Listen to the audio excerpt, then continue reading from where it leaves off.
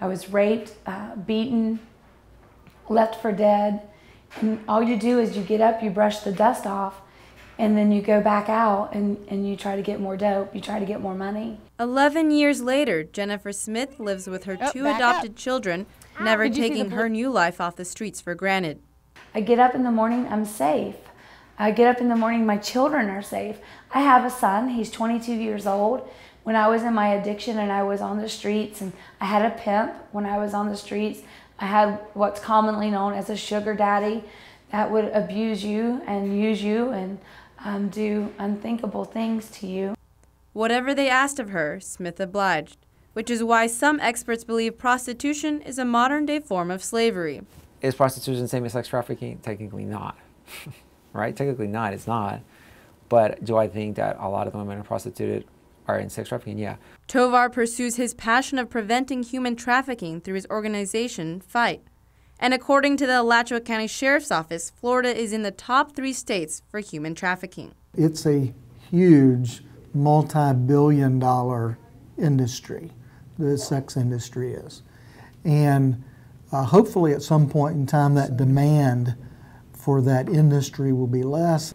I know we like to focus on helping the victims or on the traffickers and so forth, but the big problem is the people that are buying it. Just last year, ACSO detective units discovered the sex trafficking of a 14-year-old girl. She was able to come and go, but he basically had full control over her. The Alachua County Sheriff's Office arrested Bertram Harrison at the Days Inn right here in Gainesville.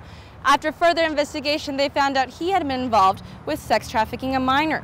The Child's Protection Team later found out from the 14-year-old girl that her protector had brought her here several times to have sex with men. Who was buying sex from this woman? Local guys. Guys from the area. It wasn't people from other countries, it was us. Once victims are able to break away, the recovery process is not easy. Intense counseling, a lot of tears, a lot of struggles, a lot of practicing saying no. And I think that that's the biggest thing that I could tell anyone. You have to practice starting to say no, because we're so used to saying yes. And with her new life, she helps other women to find ways to say no. I didn't just stop being a prostitute or not have a pimp anymore to go grocery shopping. I went to help, I'm off to help women, to help you understand your value. She runs House of Hope, a prison transitional ministry for women, allowing them to share their struggles, giving a chance to move forward. Juliana, Valencia, WUFT News. Yeah.